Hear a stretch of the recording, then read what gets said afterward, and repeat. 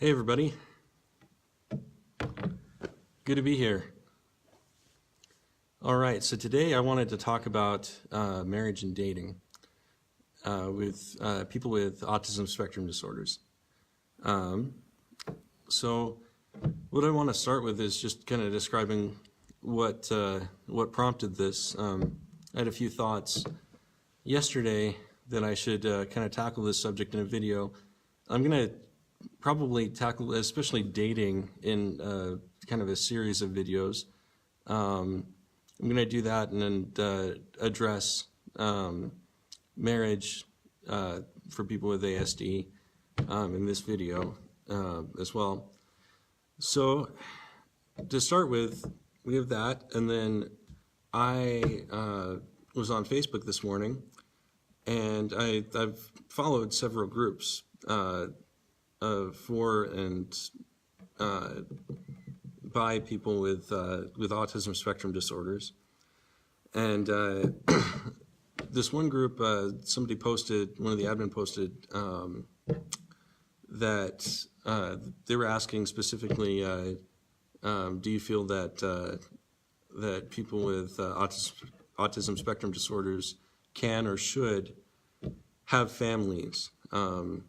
Should they get married and have children? And there were a series of posts about that. A lot of people commented on it, and it was a lot of people that had ASDs. So, and for those who don't know, I actually do have a wife and children. So I've got Allison and I have been married for about 3.5 years, and we've got Melanie, our toddler, who's about 2.5, and William, our son, is almost 14 months. So I'm not going to talk a whole lot about dating on this one because I want to do a series of videos to kind of do it justice, because I feel that's one that a lot of people with ASDs kind of get stuck on. So when you're dealing with an autism spectrum disorder, you're dealing with a spectrum, and we've talked about this before, I think, where there's a whole spectrum of functionality and capability, what people are capable of, and what their lives will look like. You'll have people like me who can go to school, can post-secondary school specifically, that can function in a marriage, function in a family, and be able to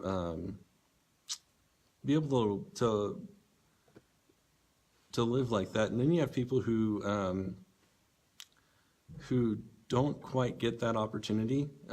They do end up in, especially kind of the nonverbal chunk of people with autism spectrum disorders, they tend to end up in assisted living. The thing to remember is, first of all, their lives are not any less significant than mine. They aren't. I have people in my life who I love and adore who won't quite have that same capability, and I feel very, very blessed to know them. But there are quite a few people on the autism spectrum, because remember, it is a spectrum. There's a whole broad range of different people who have this disorder and how it affects them. There are a lot of people on the autism spectrum who might have the opportunity to date and eventually get married if they so choose. So a lot of people wonder about dating. I think it is an excellent idea to be able to, as someone with an autism spectrum disorder, to be able to date when you're at that kind of stage of life. I believe that something our society is seriously missing right now is especially men and boys who are able to relate to women. And I think part of that is because they don't take the opportunity to get to know women by dating. And I think it's an excellent kind of opportunity to stretch yourself socially a little bit and get out and get to know somebody when you're in that stage of life. And so I think for people with autism spectrum disorders who have the opportunity and have the capability where they could stretch themselves and go out, maybe take a girl to dinner, if it's a guy or whatever. Sorry, I stumbled a little bit here. But just getting to know somebody, there's something socially kind of stretching about that. I had to experience growth in that vein before Allison and I were married. And I actually, one aspect and point to bring up is I still date my wife. I'm still getting to know her 3.5 years later. And there's something beautiful and refining about that, where I get to know her, she gets to know me a little bit better through that process of dating. And it's a social stretch for me too, because it pushes me to learn more about my wife. And for her, it does the same thing for her. She learns more about me as we're growing together, and it helps unify and solidify our marriage. So dating is actually a fantastic and great way to push yourself to get to know somebody if done in a proper manner. I'm going to spend some more time talking about this in future videos because I have had a lot of life experience with dating, and I would like to kind of do that justice. So there will be some videos, future videos out about that. But I do want to address the questions that were brought up in this group of people with autism spectrum disorders about marriage. Can and should people with autism spectrum disorders marry? And can or should they have children? Like I talked about earlier, a lot of it depends on who it is, and how they function and what their capabilities might be. For some people, that might be fairly limited, but for others, it isn't out of the realm of possibilities to get married and have children and live with an autism spectrum disorder. I have 2 beautiful children and an absolutely gorgeous wife, and I love and appreciate the opportunity I have to be a husband and father. I can't tell you how grateful I am for that. So, can or should people with autism spectrum disorders get married? If it's within their capabilities, certainly. It is something that stretches you. It is something that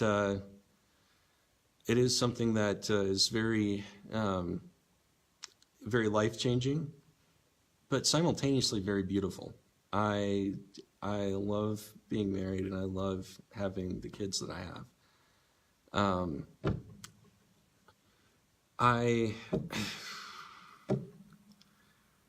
There are a lot of challenges with it. A lot of the time my wife and I have to talk things through. I take things very literally, for example.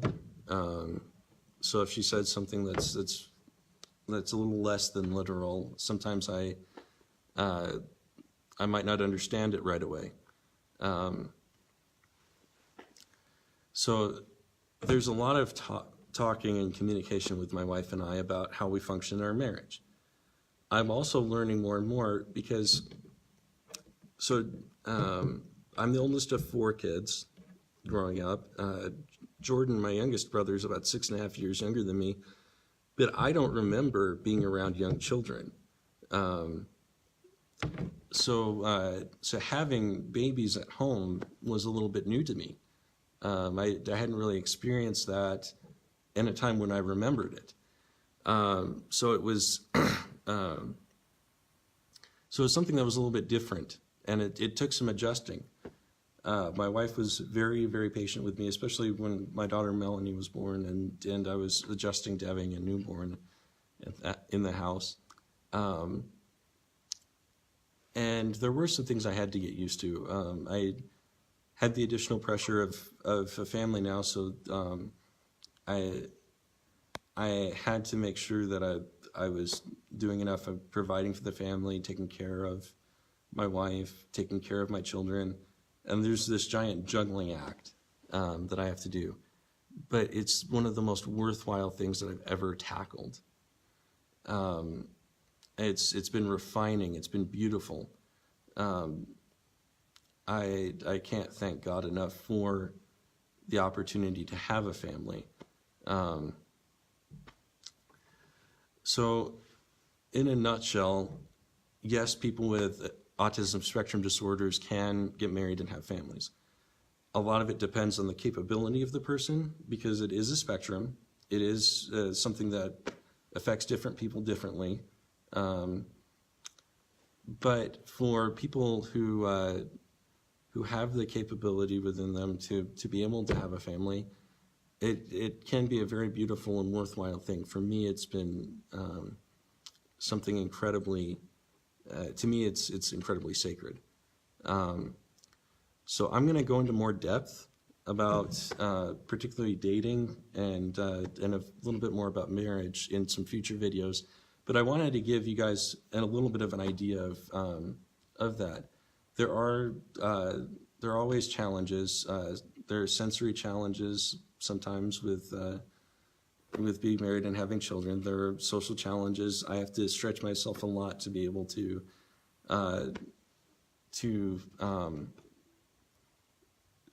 accommodate the needs of my wife and children, and to be the kind of father and the kind of husband that I want to be. But the growth and the beauty in my life that's resulted from that is amazing. I also wanted to reiterate, for people who may not have that opportunity in this life, I don't believe their lives are any less sacred or any less beautiful or any less worth it. I believe that we are all children of God, and that that He loves us. He truly, truly loves us. And that the opportunities that we have in this life, or the opportunities we might miss, the things that we might hope for and not get in this life, that we will, provided we're faithful to God, those will be compensated for in the next life. So I hope you all enjoyed. I will work on getting that YouTube channel up and running, kind of taking a break from my practice session. So I will be posting future videos about marriage, about family, about dating, all of that stuff, so that things can be drawn on, and hopefully some insights can be shared that would be helpful. So thank you. Love y'all. Peace.